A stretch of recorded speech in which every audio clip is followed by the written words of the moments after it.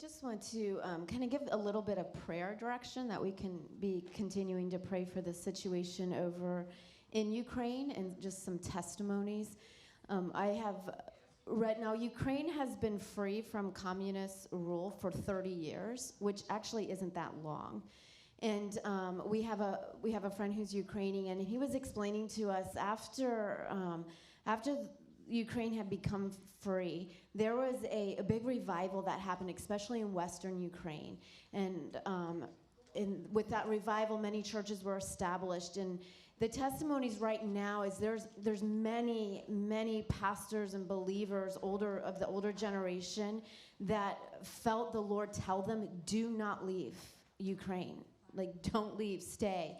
And they have stayed, and their testimony, what they're being able to give to this next generation of believers that are in Ukraine right now is this testimony of God's faithfulness in the midst of persecution. Because this older generation lived through the persecution of the communist rule. And they're going, no, God's faithful. No, the mercies of God are there. And they've really been able to strengthen, not new believers, but believers of my generation and younger who are finding themselves now in a besieged city. And with just the chaos going around. And what it does for me as a believer here, it encourages my heart in the sense of the wisdom of God. Because we look and, it's normal not to want suffering. Like I think even with revival, we want revival to come in the context of the American dream. Right? I mean, how many of you right now like paying over $4 for a gallon of gas? Well, we don't. I mean, it's the honest truth, we don't. Yet, if you've been around the House of Prayer movement even for a while, I mean, the Lord has been telling us time and time again, look, the shakings are coming, the shakings are coming, crisis is coming, I'm going to shake nations. And I think in the American, we have this romanticized view of even the shakings of the Lord. And and we don't say it, but there's this part in our brain that goes, I should pay $2 a gallon because I'm a believer. And let all the other shakings pay over $4. Like, we don't say it in those ways, but in a way we go, yes, Lord, come, shake everything that can be shaken. And we sing songs. I won't be offended with you. And right now, we all are complaining because gas is going crazy, and we point fingers and we blame politics and we blame a politician and we say, well, if we had a better leader, then da, da. And one of the phrases that I had gotten in praying for this situation was this phrase of politics will not solve the shakings of God. Only humility will. Only humility will. And when I hear the testimonies of the believers in the Ukraine, and I'm going, their lives laid down. I mean, I cannot imagine, like, you're 65 years old, you're 68 years old, you can leave. Like, you're one of the top ones to, like, hey, you can leave. And God says, I want you to stay, and you stay. And you don't just stay in a bomb shelter hunkering down and making sure you, yourself, and your little family's safe. You're actually opening up your church. You're receiving the refugees, and you're teaching a generation of believers saying, God is faithful though the shaking is here. God is faithful in the midst of the darkness. And so I want to encourage us. Psalm 31 is a psalm that the believers over in Ukraine are praying. They're praying it. They're finding encouragement for it. So I encourage you, if you don't know what to pray, open Psalm 31.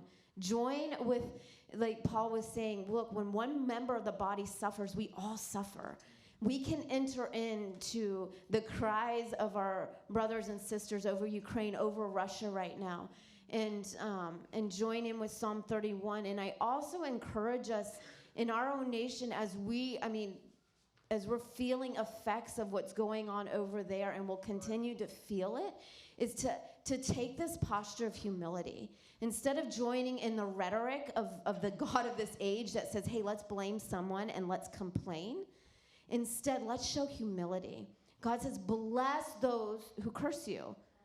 Pray for your leaders. Like, I know this is my little soapbox, but it grieves my heart when I hear people curse our president.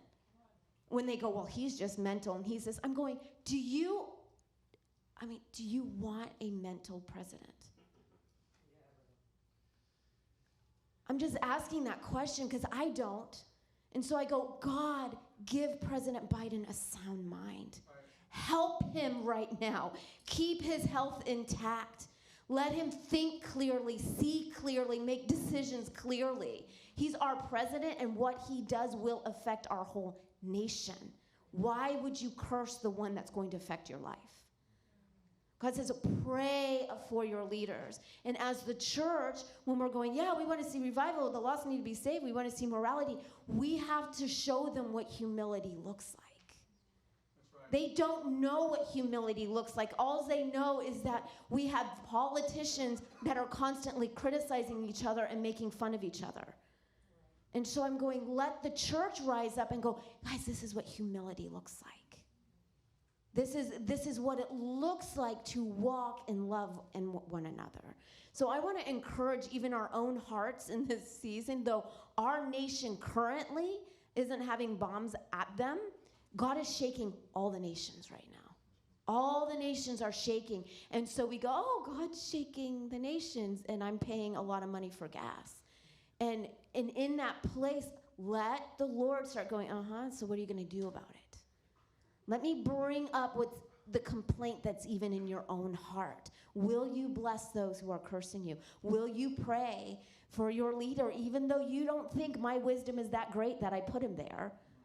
Because he put them there. He goes, will you pray for him anyway? Will you trust my sovereignty over your political affiliations? Because that is the reality of the day. And so we, at some point, we have to bow low. It's Psalm 2, and kiss the Son and say, God, your ways are higher than mine, and I don't understand it. We want revival to come when it's nice and pretty, but this could be God's means of revival. The gospel is going forth in Ukraine. They didn't want revival like this. I mean, there's the Russian church, because, Russia's being shaken as well, and the Russian church is thriving right now. Because they're being able to rise up, and they're discipling that younger generation, saying no.